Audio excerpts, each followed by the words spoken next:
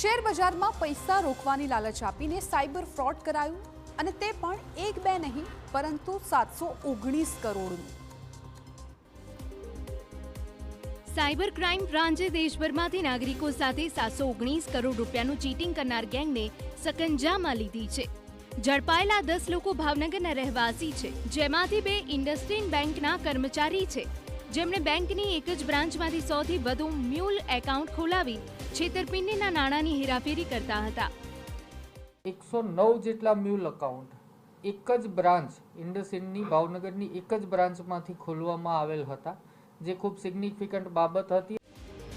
નાણાં મળી ગયા બાદ સ્થાનિક હેન્ડલર દુબઈના બોસનો સંપર્ક કરતો। સ્થાનિક આરોપીઓ 4 થી 8% કમિશન લઈ રકમ ક્રિપ્ટોકરન્સીમાં ટ્રાન્સફર કરતા અને તે ક્રિપ્ટોકરન્સી દુબઈ અને ચીનની ગેંગ ક્રિપ્ટોના વોલેટમાં ટ્રાન્સફર કરી દેતા। બકર અને પાર્થ મેં આપને કીધું એમ બેંક ઇન્ડસઇન્ડ બેંકમાં જોબ કરતા હતા। બાકીના આરોપીઓ તમામનું શૈક્ષણિક બેકગ્રાઉન્ડ જે છે એ 12th સ્ટાન્ડર્ડ સુધીનું છે। આ ગેંગની 1594 જેટલા સાયબર ગુનામાં સંડોવણી હતી। તપાસમાં 30થી વધુ ક્રિપ્ટો વોલેટ અને અનેક મોબાઈલ ફોન જપ્ત કરવામાં આવ્યા છે। આ સમગ્ર ફ્રોડ ચેઇનનો મુખ્ય સૂત્રધાર દિવ્યરાજસિંહ ઝાલા હોવાનું સામે આવ્યું છે।